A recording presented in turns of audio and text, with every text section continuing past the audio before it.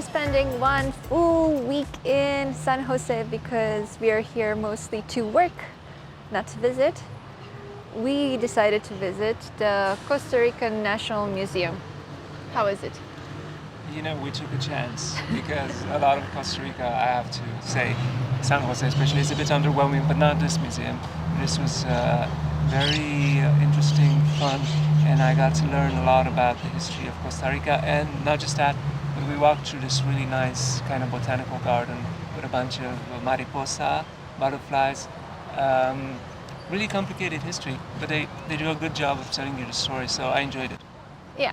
So the thing is that I did not expect it, but this museum is like a museum of all that Costa Rica is today, and it includes nature, it includes history, it includes the history of this place, the palace that you see behind, which used to be barracks. And it includes all the economical, social things that happened to this land from the first things they could dig out of the ground till today. And a really bunch of nice natural things, like I said, the botanical garden, and also another garden in the central area. So if you're not actually going to go to the jungle in Costa Rica, Yeah. or doing that for just a little bit, you're gonna get a A preview nice of it. walk in the nature, And you're along gonna with a understand bunch of butterflies, which are absolutely amazing. Do you know what I really liked? I always heard about Central America and you hear all sorts of crazy stories. Yeah. But the reality is much crazier. Yeah. And you get a better appreciation of the place and of the people, and also of the hardships they went through. Yeah. So unfortunately, today you will not find a lot of indigenous people and villages of the people that lived here before the conquistadors came, the Spaniards came.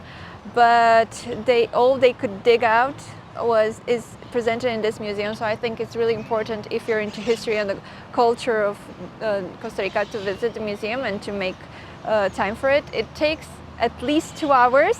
I mean, it's not huge, but it's really impressive and interesting, and you should take your time to understand what's happening. And then you also have inside, like I said, the garden with the butterflies inside. Then in the middle of the palace, outside, you have a bunch of plants and trees and the famous Costa Rican stone rocks, which are heritage. Did you think it was expensive?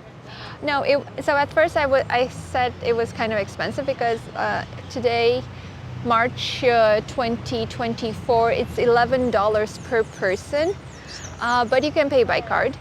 However, you get a great deal of information and experience for that money, so yeah. I think that's one of the more affordable things to do in San Jose, and also one of the most. Yeah, however, I do find Costa Rica generally very, very expensive.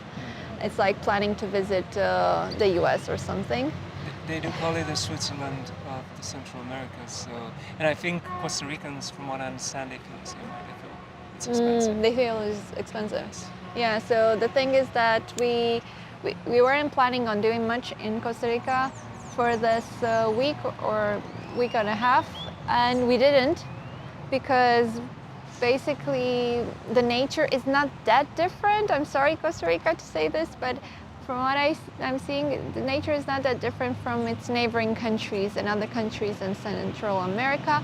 And before we got here, we went to Guatemala, and we did a very intense road trip, like driving through Guatemala, and that was an experience which had me in a complete breakout mode. So I needed like 1 week to recover, and I used this week here to recover.